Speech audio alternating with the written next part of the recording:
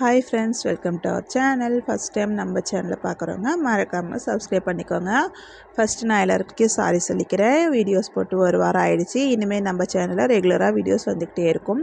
நம்ம சிறுதானிய உணவில் வரகு, திணை, சாமை நிறைய அரிசி இருக்குங்க. நான் இன்றைக்கி வரகு அரிசியில் பொங்கல் பண்ண போகிறேன். 1 கப் வரகரிசியும் 1/2 கப் பாசிப்பருப்பும் சேர்த்து 5-6 வாட்டி நல்லா கழுவிட்டு சேர்த்துக்கோங்க.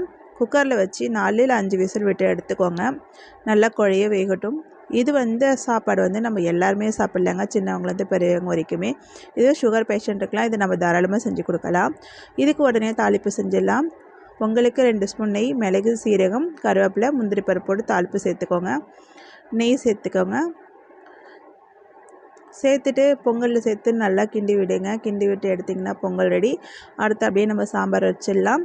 1 கப் துவரம் பருப்பு, 1/2 கப் பாசிப்பருப்பு போட்டிருக்கேன். போட்டுட்டு காரத்துக்கு தகுந்த மாதிரி பச்சை மிளகா சேர்த்துக்கோங்க.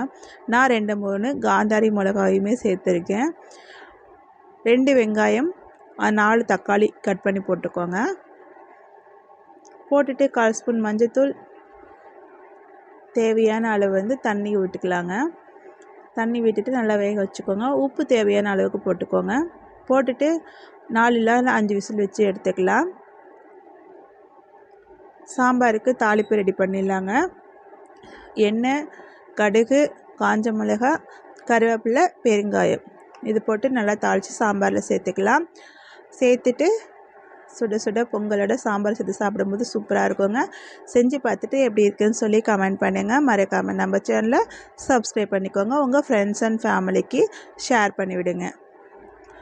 ஓகே ஃப்ரெண்ட்ஸ், நம்ம நெக்ஸ்ட் வீடியோவில் பார்க்கலாம். மறக்காமல் நம்ம சேனலை சப்ஸ்கிரைப் பண்ணிவிட்டு லைக்